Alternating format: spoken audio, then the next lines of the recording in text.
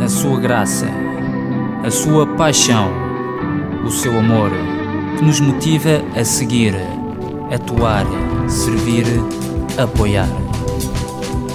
Mexe no nosso interior para viver, amar, alegrar e compartilhar. Esse sangue derramado na cruz do Calvário que nos limpa, nos salva, nos lava. Jesus é o nosso Rei.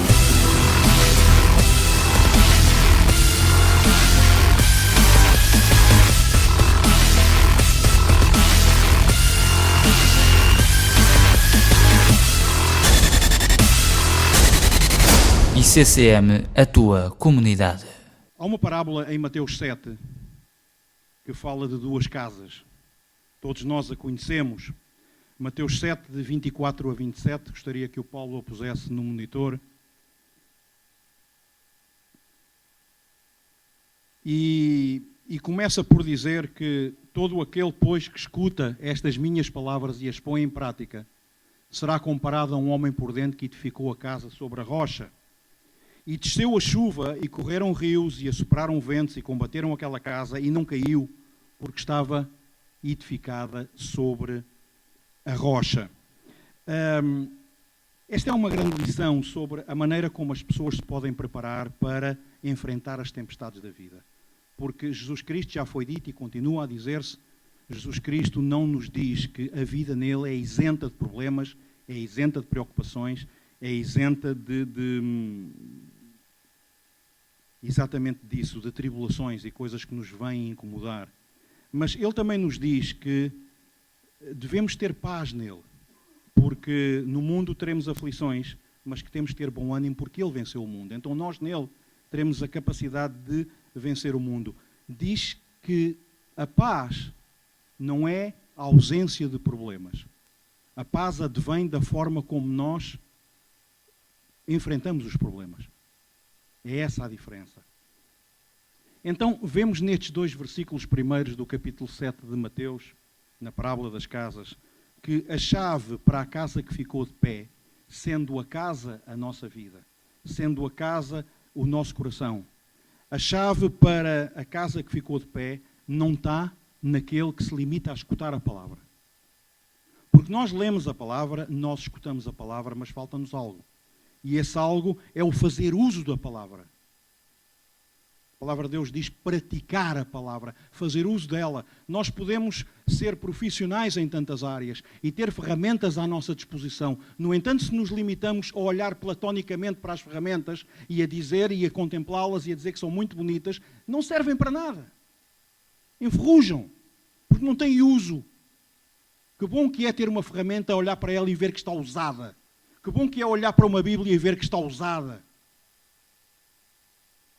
A chave está no fazer uso da palavra de Deus. Por isso, a casa ficou de pé. E este é um princípio que vamos encontrar noutra parábola. E eu penso que é por aqui que podemos começar a ir. Está em Marcos, no capítulo 4. E em Marcos, no capítulo 4, começamos a ver a parábola do semeador. E dos 4 terrenos, nos 4 solos onde cai a palavra. No princípio do capítulo 4 de Marcos, começa a falar-nos das palavras de Jesus ao enunciar a parábola. Mas as pessoas mais tarde chegam-se a Jesus e perguntam-lhe, mas afinal, o que é que tu estavas a dizer o que é que tu queres dizer com isto? Porque nós não percebemos nada do que estavas a querer dizer. E o versículo 13 começa por ensinar-nos, não percebeis esta parábola, como, pois, entendereis todas as parábolas? Então significa que Jesus lhe estava a dizer que esta é a mãe de todas as parábolas. Se não entendemos esta, não poderemos entender nenhuma outra. Porque esta tem o core, esta tem o sumo, que nos leva ao entendimento de muitas outras coisas que Jesus nos quer dizer. Do versículo 13 ao versículo 19, fala-se da explicação da parábola. E eu queria hoje, quando começamos a ver porque é que deixamos de dar fruto, ou porque é que somos de todo infrutíferos, queria começar por uma razão que vem enunciada no versículo 19. Mas antes, vamos ver o versículo 18 que diz: e outros são os que recebem a semente entre espinhos, os quais ouvem a palavra. Mas os cuidados deste mundo, e os enganos das riquezas, e as ambições de outras coisas, entrando, sufocam a palavra e fica infrutífera. O Senhor começa por dizer que o que semeia, semeia a palavra. E semeia a palavra nos corações daqueles que a ouvem, daqueles que a querem ouvir. E para não fazer a coisa muito longa, porque é uma matéria extensa, no versículo 19 começa por dizer os cuidados deste mundo. Mas os cuidados deste mundo. Não é uma palavra muito usual nos nossos dias. Mas eu lembro-me da minha avó me dizer, eu lembro-me da minha mãe ainda dizer esta expressão: porquê é que estás em cuidado? Porquê é que estás em cuidados? E ela queria dizer: porquê é que estás preocupado? Porque de que é que tens medo? De que é que tens medo, afinal? Versículo 18 e 19 diz-nos que há uma produção de fruto por um tempo, mas depois que nos tornamos infrutíferos, andamos para trás. Podemos estar alegre e gozosamente diante de Deus, podemos começar a fazer coisas, a participar, a saber que o irmão, que a irmã que está em necessidade, aproximamos-nos dele, damos-lhe uma palavra, queremos saber das outras pessoas, estamos preocupados com as pessoas que nos rodeiam, porque afinal a nossa preocupação são as pessoas. Queremos chegar-nos a eles com uma palavra, estamos motivados, queremos fazer coisas e de repente essa chama começa-se a apagar, começa-se a esvair, começamos a arrefecer e as coisas deixam de nos interessar. Começamos a abstrair-nos daquilo que nos rodeia, começamos a ficar indiferentes àquilo que nos rodeia. E então, apagou-se. Apagou-se a vela. A palavra de Deus diz que tornamos-nos infrutíferos. E que triste que é quando somos chamados a algo de tão sublime e começamos a entrar nesse patamar de coisas sublimes e voltamos ao medíocre. Voltamos ao banal, ao corriqueiro. Os cuidados deste mundo. Os cuidados são preocupações temerosas. E deixa-me dizer-te que o medo é, quiçá, a ferramenta mais eficaz e mais usada na caixa de ferramentas do diabo para nos tornar incapazes, impossibilitados de fazer aquilo que Deus quer que nós façamos. A colocação dos medos, a colocação dos temores na nossa mente. E isso leva-nos a querer entender o que é o medo. Afinal, o que é o medo? O medo é uma evidência falsa, mas que, no entanto, nós a tomamos como real. Nós assumimos-la como real e começamos a gravitar à volta dela. E, no entanto, é falsa. Mas damos-lhe tanto valor, interiorizamos-la tanto, que fazemos dela uma verdade inquestionável. E, no entanto, não existe. Não existe, não tem existência. E quando entramos por aqui, vemos que a maior parte dos medos são coisas tão pequeninas, são coisas tão minúsculas, por vezes tão ridículas, que nós aumentamos exponencialmente, até fazermos delas gigantes e monstros. Afinal, o medo é uma perversão da fé. O medo é a fé em fracasso. O medo é baseado em crença, quando a fé é uma certeza. Por definição e por natureza, a fé é uma certeza. É a certeza das coisas que se esperam, embora não as vejamos, mas, no entanto, agarramos nelas e plantamos-las como uma certeza firme. No entanto, o medo é algo mais nebuloso. Está numa área mais sombria. No entanto, fazemos dela um gigante que apaga a fé. Faz dissipar a fé. O medo produz duas coisas: fuga ou paralisia. Ou fugimos das situações e andamos constantemente a fugir, muitas vezes pensando que a mudança de um ponto geográfico para a nossa vida vai solucionar problemas que nós temos interiorizados. E a mudança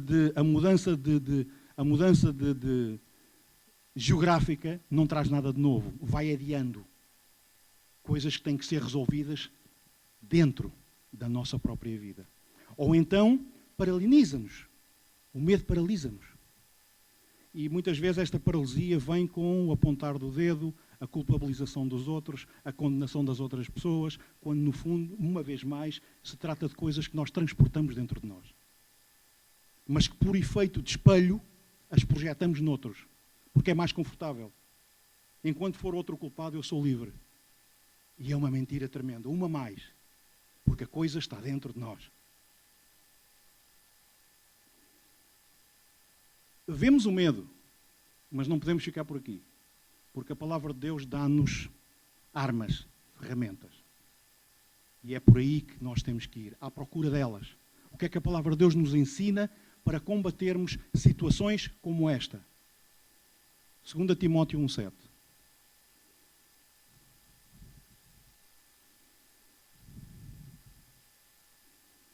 Repara que o medo, uma e outra vez, nos impede de fazer uso da palavra de Deus.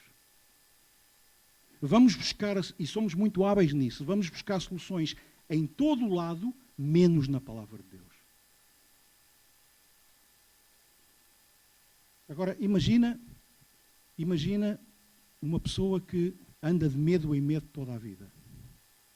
Medo das alturas, medo das pessoas, medo de andar de elevador, medo de estar sozinha, medo de estar rodeada de gente, medo da doença, medo do futuro. Tem que ser atroz. Tem que ser um sofrimento atroz. O que é que a palavra de Deus nos diz? Porque Deus não nos deu o espírito de cobardia, mas de poder, de amor e de moderação. Quando vamos à moderação, eu vi várias versões. Umas dizem domínio próprio, outras dizem prudência. Eu gosto muito da tradução inglesa, que diz sound mind. Sound mind significa mente sã. Deus dá-nos poder, amor e uma mente sã. Então, aqui, já podemos ver 3 armas que Deus põe à nossa disposição para que combatamos os medos, os temores insanos que nos levam para áreas muito complicadas. E a primeira é o poder. Mas não é o nosso poder. Não é o nosso poder popa e de comer latas de espinafre e ficarmos campeões. Não é isso que se trata. Trata-se do poder do Espírito Santo na nossa vida. Amém? Trata-se do poder do Espírito Santo na nossa vida. Trata-se de estar revestidos do poder de Deus para poder ter poder para anular o poder do medo. Em Atos, no capítulo 1, no versículo 8, o Senhor diz àqueles que o seguiam que não saíssem de Jerusalém, mas que estivessem aí, porque o momento iria vir em que desceria sobre eles poder do Espírito Santo para poderem estar aptos para lutar a boa batalha, convenientemente. E os discípulos, ou aqueles que seguiam a Jesus, não estavam a perceber muito bem para onde é que a coisa ia, mas menos mal, obedeceram. E estavam juntos no aposento alto, quando o poder do Espírito Santo de Deus caiu sobre eles. No capítulo 1, no versículo 8, diz o Senhor: mas recebereis o poder do Espírito Santo que há de vir sobre vós. E ser-me-eis testemunhas, tanto em Jerusalém como em toda a Judeia e Samaria e até aos confins da terra. Isto, poderíamos falar disto noutra altura. Mas o que é interessante notar aqui é, há uma promessa. Recebereis o poder. Recebereis a virtude do Espírito Santo, que é poder, que é autoridade. Irmãos, se nós, enquanto cristãos, não estamos revestidos do poder do Espírito Santo, não somos eficazes. É um fincapé que há que fazer. Podemos ler a palavra de Deus, podemos meditar sobre a palavra de Deus, podemos tentar caminhar sobre a palavra de Deus, mas se não estamos revestidos do poder de Deus, não somos eficazes nas tarefas que Deus quer que nós empenhemos. Então é necessário buscar o poder de Deus. E Jesus disse-lhes, para que vocês podeis ser eficazes e ir, tereis primeiro que estar disponíveis para que o poder de Deus caia sobre vocês. E então aí farão coisas. Esta é uma promessa. E as promessas não são para contemplar como se fossem laranjas num laranjeiro. As promessas são para ir ao laranjeiro, agarrar na laranja, sacá-la e comê-la. As promessas são para fazer uso delas. E se Jesus nos promete que nos reveste com o poder do Espírito Santo, pois há aqui por Ele. Há aqui por Ele. E isto é poder para expulsar o medo. Porque vivemos com medos. Temos medos. Temos fantasmas na nossa vida que é necessário expulsar e tirar. Com o poder do Espírito Santo. Repara, Pedro negou a Cristo 3 vezes. Um episódio que já falámos por aqui. Foi restaurado pelo Senhor. E ele estava junto com os outros no aposento alto.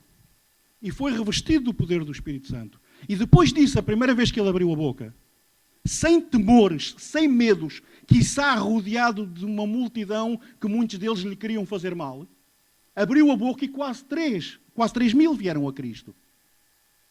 Porque estava revestido da autoridade. Estava revestido do poder do Espírito Santo. Capaz para desempenhar aquilo que Deus lhe tinha posto para ele fazer. Poder para testemunhar. Poder para dançar, para saltar, para bater palmas. Poder para orar. Envergonhados por orar publicamente. Envergonhados para bater palmas publicamente. Envergonhados para testemunhar de Cristo aos outros publicamente. Cristãos acanhados. Quando o Senhor nos reveste do poder do alto para podermos ir, testificar e fazer aquilo que Ele quer que façamos.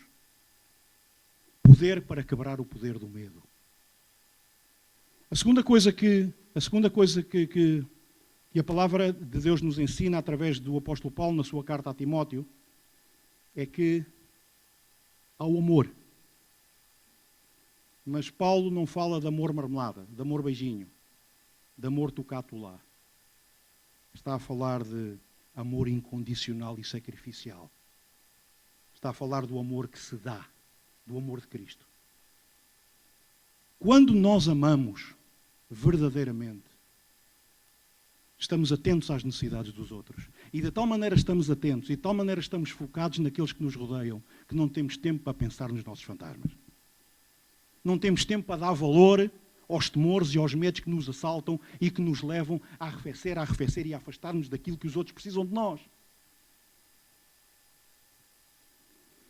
1 João capítulo 4, versículo 8. No amor não há temor. Antes, o perfeito amor lança fora o temor. Porque o temor tem consigo a pena e o que teme não é perfeito em amor. Coisas que estão ao nosso alcance e que há que puxá-las da parte de Deus para as nossas vidas. O poder, o amor de Deus, mas que vem com a praticalidade da sua palavra. Que vem com o fazer uso da sua palavra. E uma terceira, porque o tempo já vai adiantado, trata-se de uma mente sã. Eu gostava que o Paulo pusesse outra vez 2 Timóteo capítulo 1, versículo 7, para que possamos ver e reter esta ideia. Porque é bom que retenhamos pelo menos uma ideia, para fazermos uso dela. Porque Deus não nos deu o espírito de covardia, mas de poder, de amor e de moderação. Vamos pôr mente sã em vez de moderação e vamos entender que isto são as coisas que nós pensamos. O apóstolo está a falar nas coisas que nós pensamos. E nós pensamos em imagens muitas vezes. É bom pensar em imagens. Eu na China aprendi muito sobre isso. Sobre o significado das imagens. Sobretudo no discurso. E se eu digo uma bola vermelha, se eu estou a falar contigo e digo uma bola vermelha, tu visualizas uma bola vermelha. Não creiam que eu sou faccioso. Pode ser amarela, pode ser verde, pode ser... Mas se eu penso numa bola vermelha, se eu falo numa bola vermelha, as pessoas à minha volta vão visualizar uma bola vermelha. Agora, pensemos em termos de palavra de Deus. Quando nós falamos a palavra de Deus, quando nós lemos a palavra de Deus, o que é que nós visualizamos? O que é que a nossa mente apanha? Vamos lá ver. O que é que a palavra de Deus diz que nós somos? Bom, andei a ver um pouco por aqui e pelo menos diz-nos que somos herdeiros de Deus, que somos mais que vencedores, prósperos, curados, vasos de honra, sal da terra, luz do mundo, eleitos, amados, santos, servos do Altíssimo. Isto são coisas que a palavra de Deus diz que nós somos. No entanto, se os nossos temores, os nossos medos, os nossos fantasmas nos arrastam e nos levam para esse campo nebuloso em que nós vemos as coisas que nós pensamos que somos e as sobrepomos àquilo que a palavra de Deus diz que nós somos, então vamos começar a fazer, vamos começar a pensar, não presto para nada, sou um fracassado, tudo aquilo em que eu ponho a mão fracassa, não consigo desenvolver uma atividade, tenho medo de ir aqui, tenho medo de ir ali, o quê? Agora ir para aquele lado? Não, já não tenho idade para isso. Pequenas coisas que se amontoam e que se fazem gigantes. E que são tão pequeninas e que não têm valor absolutamente nenhum. Mas, no entanto, nós as fazemos assim. Começar a pensar sobre aquilo que a palavra de Deus diz que nós somos. Não sou nenhum santinho, mas Deus diz que eu sou santo. Não sou perfeito, mas Deus diz que eu sou eleito. Sou herdeiro, sou mais que vencedor. Quando eu estou com Ele, sou mais que vencedor. Por Ele, sou mais que vencedor. Sou um servo do Altíssimo. Não sou uma coisa qualquer. Sou um servo do Altíssimo. Salmo 91, 13 diz: pisarás o leão e a cobra, calcarás aos pés o filho do leão e a serpente.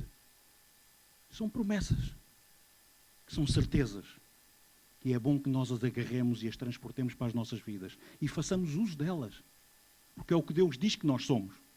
Não é o que eu quero pensar daquilo que leio, é o que Deus diz que eu sou.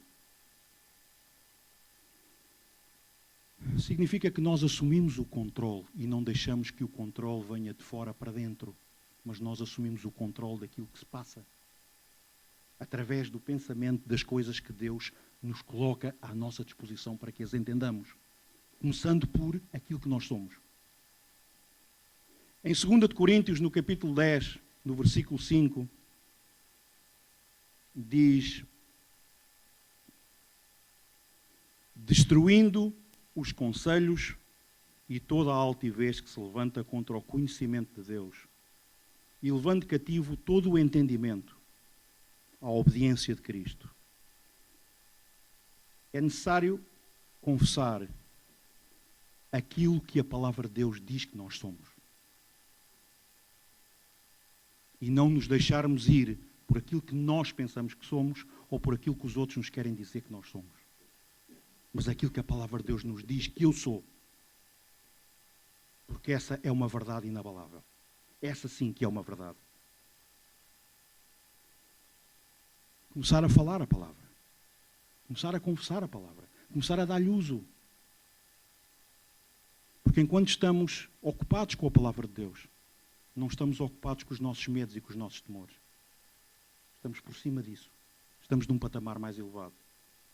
E isto é uma certeza, e quando assumirmos o controle dos nossos medos, porque os temos, mas quando assumirmos o controle dos nossos medos, então a palavra de Deus se transforma na nossa rocha. E aí, sobre essa rocha sólida, está a nossa casa. Amém? Fazer uso da palavra de Deus. Irmão, irmã, tu tens medos, eu tenho medos. Temos medos. Mas há armas eficazes para os combater. E Deus põe-nas à nossa disposição para que façamos uso delas. E sermos frutíferos. De forma a que a semente, quando vier, caia em boa terra e produza o fruto para a qual ela é enviada. Amém? O Senhor vos abençoe.